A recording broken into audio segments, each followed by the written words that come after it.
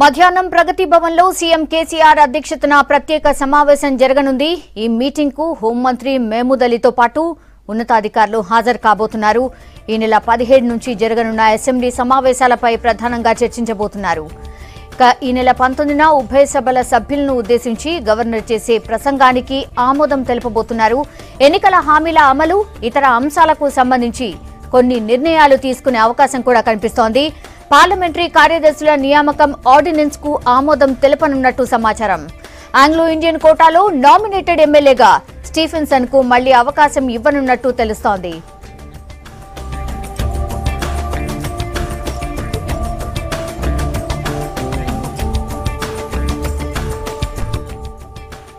కేసీఆర్ సమావేశానికి సంబంధించిన డీటెయిల్స్ అందించడానికి శ్రీనివాస్ రెడ్డిగా ఉన్నారు. శ్రీనివాస్, సీఎం భేటీ ప్రధాన ఎజెండా ఏంటి?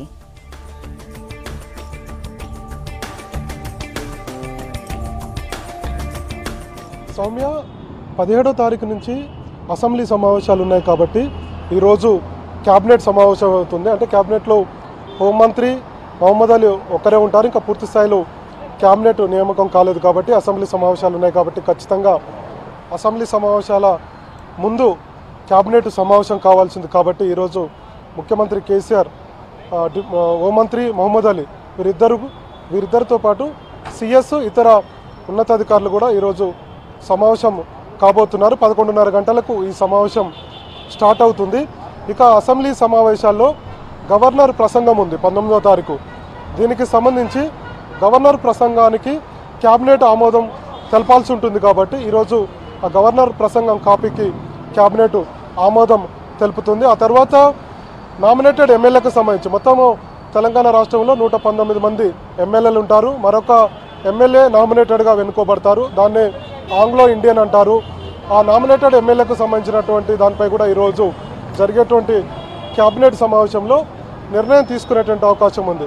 ఇక దీంతోపాటు పార్లమెంటరీ సెక్రటరీలు, గతంలోనే పార్లమెంటరీ సెక్రటరీలు నియమించినప్పటికీ కూడా న్యాయపరమైనటువంటి చిక్కులతో హైకోర్టు ఆప్ చేసింది. కాబట్టి ఈసారి పార్లమెంటరీ సెక్రటరీలను నియమించాలని చెప్పి కూడా ముఖ్యమంత్రి నిర్ణయం తీసుకున్నారు. దీనికి సంబంధించి మొన్న ఈ మధ్య ప్రెస్ మీట్లో కూడా ఈ అంశాన్ని చెప్పారు. త్వరలోనే పార్లమెంటరీ సెక్రటరీల నియామకం కూడా ఉంటుందని చెప్పి ఆయన ప్రకటించారు. కాబట్టి పార్లమెంటరీ సెక్రటరీకి సంబంధించినటువంటి సెక్రటరీల నియామకానికి సంబంధించి న్యాయపరమైనటువంటి చిక్కులు ఏమున్నాయి, తర్వాత ఈసారి నియమిస్తే ఏమైనా చట్టంలో మార్పులు ఏమైనా చేయాల్సి ఉంటుందా, ఇట్లాంటి అంశాల మీద కూడా ఈరోజు ముఖ్యమంత్రి అధికారులతోటి చర్చించినట్లుగా తెలిసింది. ఇక అసెంబ్లీ సమావేశాల నిర్వహణ ఏ విధంగా ఉండాలి, తర్వాత 17వ తారీఖున అసెంబ్లీ ప్రారంభం అవుతుంది, 18వ తారీఖున స్పీకర్ ఎన్నిక ఉంటుంది, 19వ తారీఖున గవర్నర్ ప్రసంగం.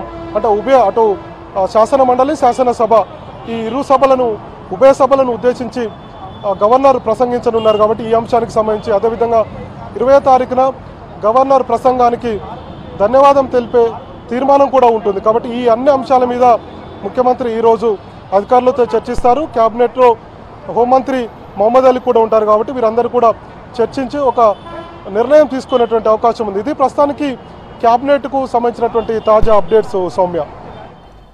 ఓకే శ్రీనివాస్.